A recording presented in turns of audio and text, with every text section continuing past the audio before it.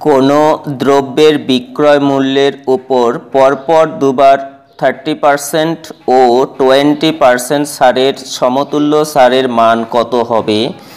এই অঙ্ক বা এই টাইপের অঙ্কগুলো করার সময় করব কি, এখানে যে পার্সেন্টেজ দুটো থাকবে সেই পার্সেন্টেজ দুটো যোগ করব, অর্থাৎ 30 যোগ 20।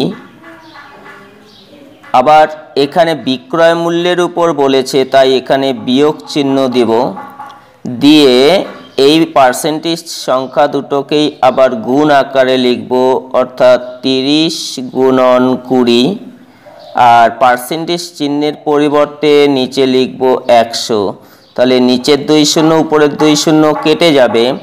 এবার এই 30 আর 20 যোগ করলে হবে 50, বিয়োগ এখানে 3 দুগুণে 6, তাহলে 50 থেকে 6 বিয়োগ করলে হবে 44%। অতএব সঠিক উত্তর হবে অপশন এ, 44%।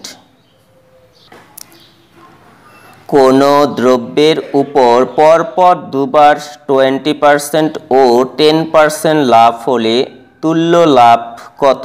এটা কিন্তু ক্রয় মূল্যের উপর, যেহেতু কোনো কিছু বলা নেই তাই এক্ষেত্রেও করব কি, এ যে পার্সেন্টেজ চিহ্ন সংখ্যা দুটো দেওয়া আছে সে দুটো যোগ করব।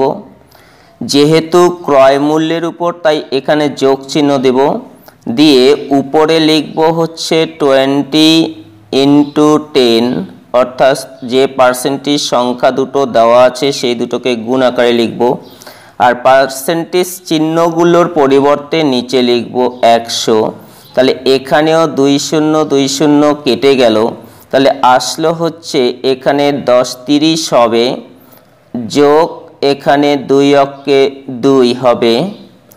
এবার 30 আর 2 যোগ করলে হবে 32%।